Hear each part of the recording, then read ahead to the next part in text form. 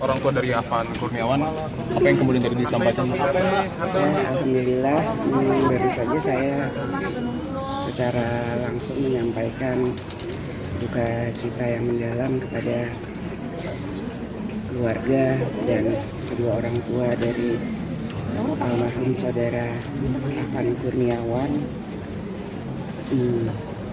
Dan insya Allah keluarga diberikan kekuatan, keikhlasan dan ketabahan dalam menerima musibah ini, dan semoga amal ibadah dari almarhum Afan Kurniawan bisa diterima Allah Subhanahu wa Ta'ala. Amin. Jadi saya juga menyampaikan kepada kedua orang tuanya,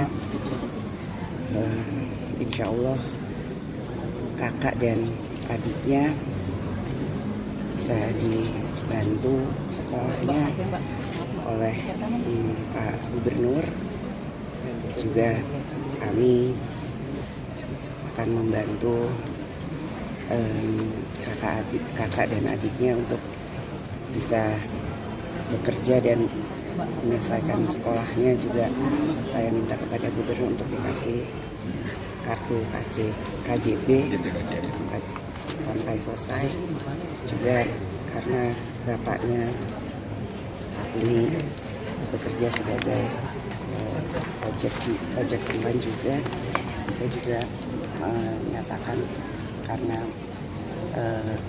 motor dari almarhum rusak atau sekarang belum ditemukan, saya juga menawarkan jika membutuhkan untuk ada kendaraan, kami juga akan membantu untuk menyiapkan motor sehingga dia bisa melanjutkan pekerjaannya. Dan saya tentu saja pada kesempatan ini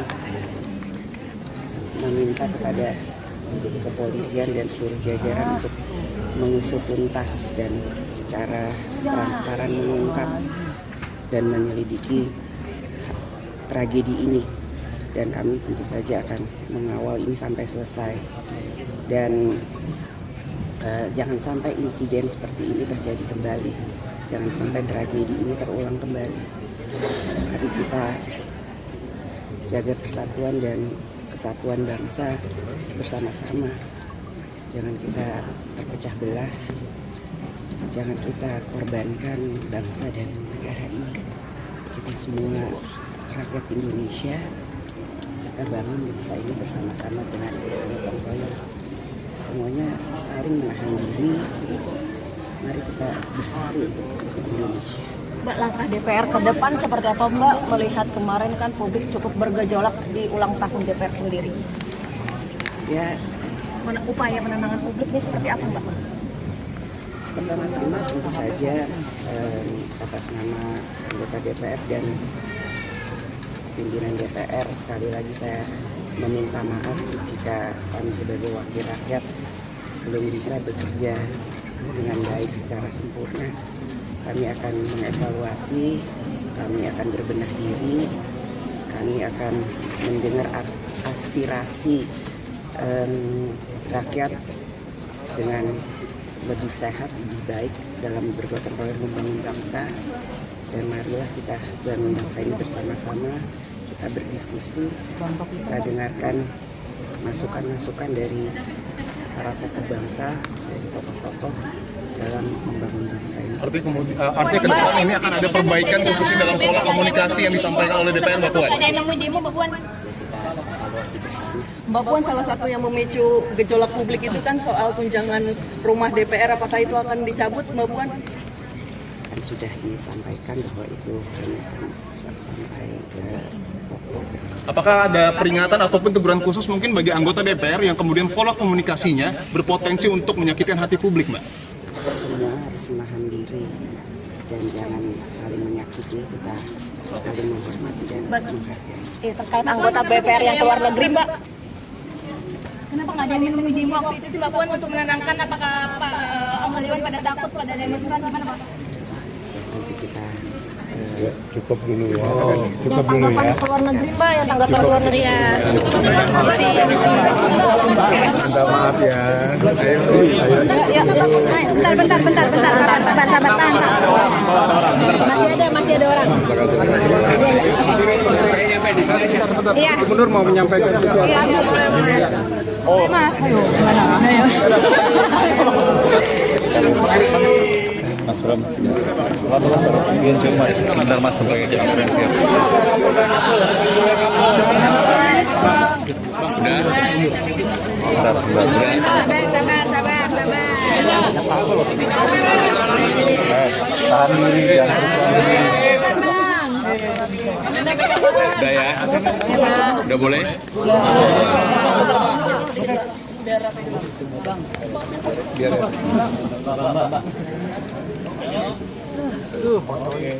udah, teman-teman sekalian, sebelum hal yang menyangkut apa yang saya sampaikan, tadi saya menindaklanjuti apa yang disampaikan oleh Ibu Ketua DPR RI, Ibu Puan Maharani tentang keluarga dan terutama untuk KJP sampai dengan KJMU dan juga untuk pekerjaan bagi keluarga Bapak Zulkifli nanti Mbak Puan akan kami tindaklanjuti. Dalam kesempatan ini saya ingin menyampaikan beberapa hal. Pagi tadi saya sudah melakukan koordinasi dengan Pangdam dan juga dengan Kapolda. Dan saya sendiri tadi pagi juga sudah berkeliling melihat titik-titik kerusuhan. Ada beberapa hal yang langsung kami tindaklanjuti. Yang pertama adalah seluruh moda transportasi sekarang sudah dibuka dan armada yang menjadi kewenangan BUMD harus tetap beroperasi. Yang kedua, halte maupun fasilitas umum yang terbakar saya minta untuk segera diperbaiki. Di beberapa tempat sudah dilakukan perbaikan, termasuk yang di awal di Selipi 1 sekarang sudah mulai bisa dibuka dan dinormalkan kembali. Kemudian untuk pasukan pelangi atau PPSU, pasukan oranye, biru, hijau dan sebagainya harus kerja seperti biasa termasuk hari ini dan besok. Jadi besok kita akan minta pasukan oranye yang biasanya hari Minggu dibuat shift, kali ini semua mereka harus bekerja seperti biasa. Car Free Day besok kami tidak larang, sehingga dengan demikian kalau kemudian sampai dengan sore atau malam hari tidak ada yang luar biasa, besok Car Free Day tetap kita buka seperti biasa.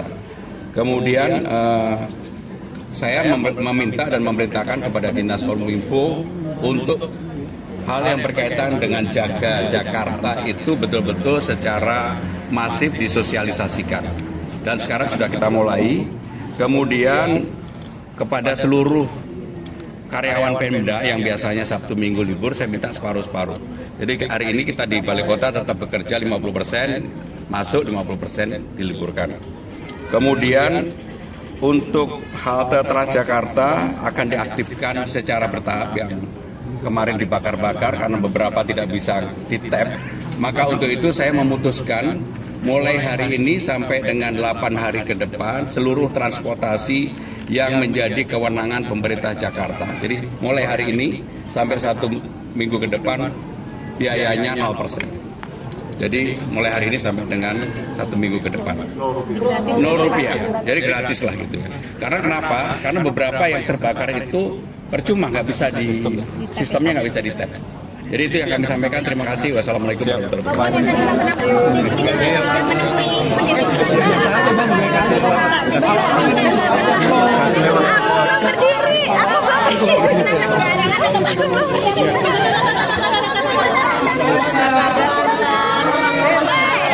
Ayo Mbak, aman-aman.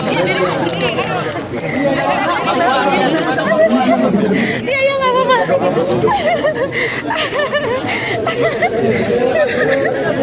Sorry.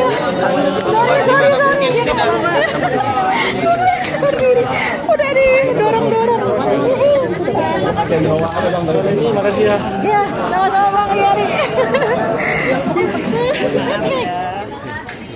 Minta maaf, terima kasih.